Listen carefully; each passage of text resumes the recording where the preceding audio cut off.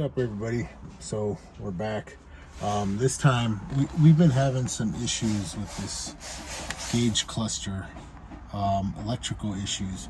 So in a previous video I had mentioned that the oil pressure sensor still was not working. It actually was working, but when it started working, my tack and my temp gauge for the coolant didn't work. So they're telling me there's either a short somewhere, maybe my ground's not good, something's going on. So we got to take this whole thing off, which is a pain in the butt. Not necessarily because it's hard to do, but because of the light. The light thing is so tight in there, and it's really hard to take apart. It's a pain in the butt. Other than that, this is all really easy to come out. I'm gonna put the oil temperature gauge here. Now it is this big, so I don't know how, but we're gonna have to try and figure out how to open this up, or maybe even move this down here, because this actually looks like that'll fit better. So, and then open this one up, because that's a little closer to this size, right? This one here, this hole here, and it's flat. This has got this ledge right here, so it's a little bit more difficult. I'm gonna go grab the sensor or the gauge, and we'll just kind of eyeball it a little bit and see what'll work better. All right, so as you can see, this is the oil temperature gauge we're gonna be installing. This thing is huge.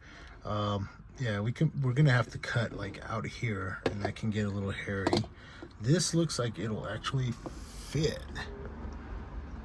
Just kind of eyeballing it, because that's what I do best, is eyeball things. And then I can move this down here.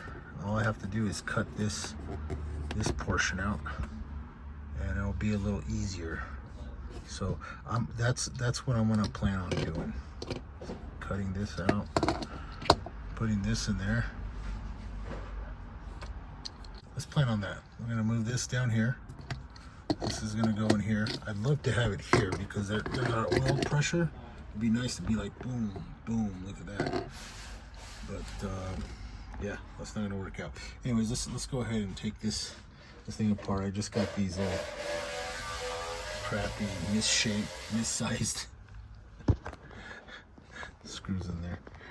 Some of the stuff in here we Mickey Mouse just to get together. This whole dash and interior was just torn apart when we first got the car. It was just disgusting. So we've done a lot of work, but like this thing here, I mean, it was falling apart. It still looks like it's falling apart, but it's pretty solid now. Anyways, let me get this thing apart. All right, so this is now loose. The only thing really holding this back is this thing. So first, if I remember right, I gotta hit this thing here. That should release this coming out, and then I have to undo this part. Let's see how this goes.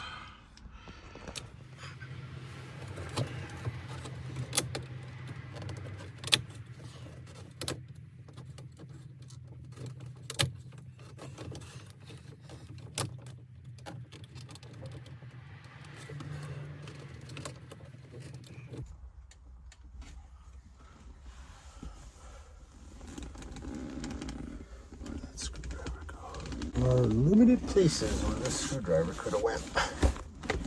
So far, it's in none of the ones I think it's in.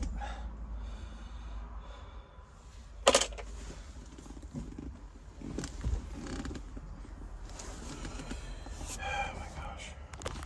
Now, the name of this thing is definitely a novice's journey to F-body restoration.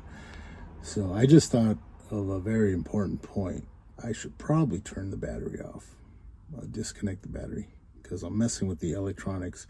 I got my hands all back up in there, and I don't want to get zapped. So I'm gonna do that real quick.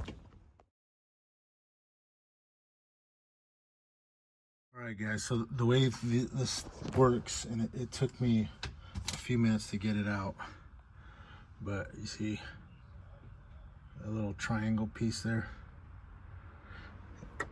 You put it in there, and there's a little catch. If you look in there, there's a button. You see this button right here? You got to push that button, and it's supposed to slide right out, right? The catch is supposed to open, and it's supposed to slide right out. But it doesn't really work that way. You really got to jiggle it around, mess with it. It took me probably 5 minutes to get it to catch just right. Get it to catch just right.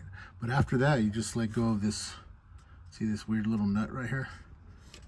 Just let go of it. Now let's go of this thing, and now we'll be able to take this off, and I can show you the digital gauge display and stuff. I'll have to unscrew that thing too, but yeah, let me get to that. All right, dudes. So I got this thing off. Once I got that screw out, it came right out. Had to disconnect this. This is the wiper thing, which our wiper motors don't work in this car, so it does not see the rain. This thing is being held in by 4 nuts or screws. I'm gonna take those out, and then this should come right out, and then we can get back to our electronics. That's the cigarette lighter clip. You gotta make sure you take that thing out. All right, guys, so I got it out. You just want to be real careful. This thing's really expensive, right? So it connects here, and I'm not going to try to force it. I'm not trying to break this thing. But so this goes to the computer here. Make sure that's in. Immediately I see something wrong. See this wire right here? It's pulled out. SW, I don't know what that one is. I'm gonna have to check. Let me check real quick. All right, so I got that wire back in. It's this white wire. Now, these things are so weird, man. Like, any little electrical disturbance can be a huge issue on these cars. And we had a spark plug that came out, and for some reason the spark plug kind of caused our blinkers to not work properly. So, and our blinkers are not working now. So I'm wondering if that had something to do with it there. Might, I don't know. Everything else looks like it's pretty tight. I'm gonna go ahead and tighten all these up just one more time to make sure they're tight. That one with the white one definitely was pretty loose. So the way this works, because it works in conjunction with our Phytech EFI system, I had to buy this separate. This box is like $150 or something. Yeah. And then this connects to this and talks to this through this cord here. So, pretty easy setup. I did this all by myself. The hardest part was getting all this stuff: oil, sender, lights, brake lights, check engine. I don't even think I put that in because we're not dealing with an electronic system that has something like that. High beams, left, right, turn signals, cruise control, which we also don't want. Anyways, ground, all this stuff. It was very simple, especially with this box here. I didn't have to worry about a tack or anything like that, which was kind of nice. Okay, this is all back together. The one thing I am going to do, so that white wire is actually connected to this. This controls the computer here. With this, you kind of program the entire unit. We programmed our speedometer. We programmed a bunch of stuff. You could pick your fuel sender. It's just a bunch of stuff. Another thing that you can do is actually check like your quarter mile and your 60 mile per hour, like 0 to 60 time, which is something Michael really wants to do with this car, and we couldn't do it. We knew this thing was disconnected already because of that. We couldn't get to that option. So Let's start getting this thing back together. But we're gonna move this sending unit because I think what happened, if you see where it goes down there. I think I might have caught it with my foot somewhere. So we're gonna send it behind this and then try to come maybe through one of those holes or right behind it and bring it through. All right, guys, simple as that. Instead of just having it hanging like this, going down to my feet, we'll hide these wires back here. Just have it coming in through here. And that's it. It's out of the way. Not gonna hit it no more. We can start putting all this back together. Check to see if our turn signals work. If they still don't work, I'm pretty sure the flasher went out. Pretty simple. Made this little bracket for this thing to sit on. Plug and play, plug and play. Gotta love all this stuff. Oh yeah, and while we're here, we might as well try to, while we got this out, figure all this stuff out. Let's get to it. All right, so I went ahead and drilled out this hole for our cigarette lighter. And this one, I don't really want to put a dowel to it because I'm not quite sure what size. So I'm just using a file, filing it out little by little until we're done, until we're to that 2-inch mark. All right, so we got this thing in. Looks pretty good. Not bad. It's about as good as it's gonna get. Move this down. So I'm gonna go ahead and hook all this up since we're putting it back, and I don't want to take it back out. It's just a pain in the butt.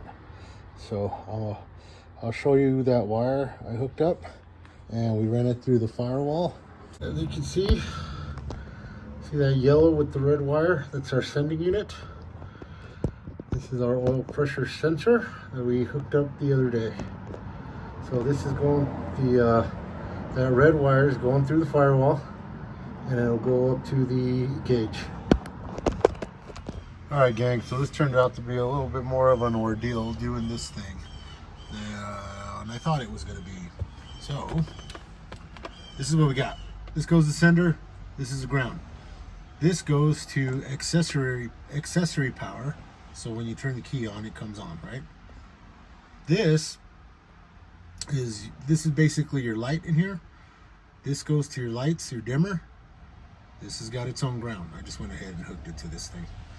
I had to hook all the stuff up in here. Now, the one complaint I have about this thing, the computer for the Dakota Digital gauges, is that the connectors are so flimsy, dude. Stuff comes out of there so easy. So I'd put one thing in, and then something else would come out, and it just kept happening over and over. It's pissing me off. Anyways, everything's all hooked up. I gotta go ahead and mount that a little bit better. It's kind of coming out a little bit. And then mount the ground to this thing, because it's not grounded yet. And we're ready to patch it back up and see how we do. All right, guys, here we go. Moment of truth. We got power. And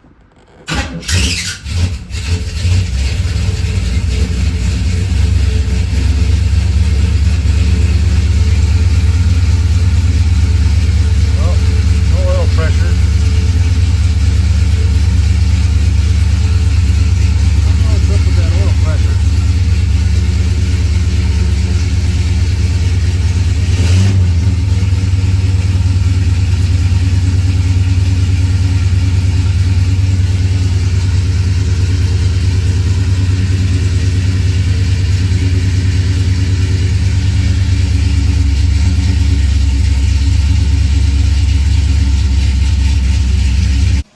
All right, guys, so I put everything together, started the car, and the gauge is still not reading. So I got the coolant up to 180 degrees. The gauge on the oil temp never moved. Neither did the oil pressure, so I don't know what's going on. I gotta do a little more research, make sure I did everything correctly, probably tear this thing apart again and check all my wiring, but it should all be working. So I don't know. Okay, so just a little update. We took the car for a ride the next day, and actually Michael told me there was some oil underneath the car before we took it for a ride, but went ahead and took it for a ride anyway. A fairly long ride, and the temperature gauge, the oil temperature gauge did end up working, but it never quite caught up to the coolant level, which I thought was kind of weird. And not only that, Juan went with us, and he's like, oh man, there's smoke in here. So turns out that we were leaking oil. The oil was coming from the temp gauge, you know, brackets and whatever. So I had to tear that all down, and I'll kind of show that on the next video and why it was leaking, kind of figure it out. So, but the oil temp gauge was semi-working. So pressure still not happening. I gotta tear it apart. There's one thing I can think of that it might be, but I gotta look into it. Oh!